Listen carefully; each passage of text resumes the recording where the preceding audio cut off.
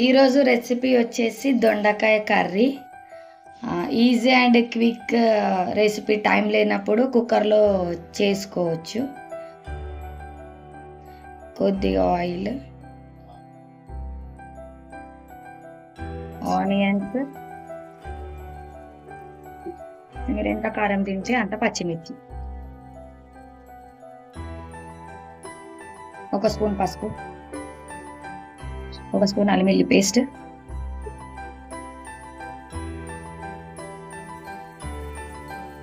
అల్లం వెల్లిగడ్డ పచ్చివాసన పోయేవరకు ఫ్రై చేసుకోవాలి.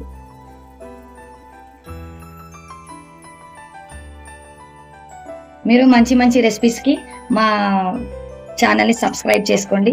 Easy and quick recipes. ఒక పిడికెడు కొత్తిమీర, ఒక పిడికెడు కరివేపాకు కూడా వేసుకోవాలండి. నేను అన్నిట్లో వేస్తాను, టేస్ట్ బాగుంటుంది. నా ఫేవరెట్ కరివేపాకు. 1/2 kg కడిగి కట్ చేసుకున్న దొండకాయ,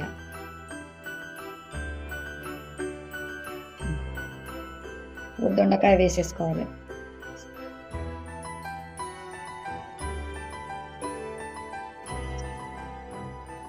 రుచికి సరిపడా ఉప్పు 1 స్పూన్ వేసుకున్నాం.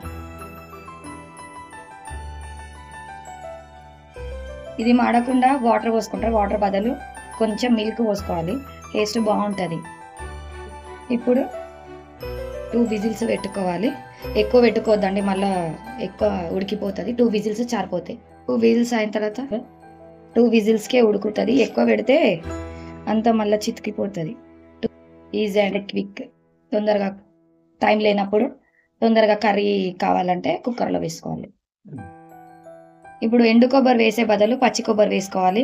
ఇది ఆప్షనల్. మీరు ఏ కొబ్బరి వేసుకోవచ్చు, పచ్చిదైనా వేండిదైనా. కానీ నేను ఎప్పుడు పచ్చి కొబ్బరి పొడే వేస్తాను, ఫ్రెష్ది.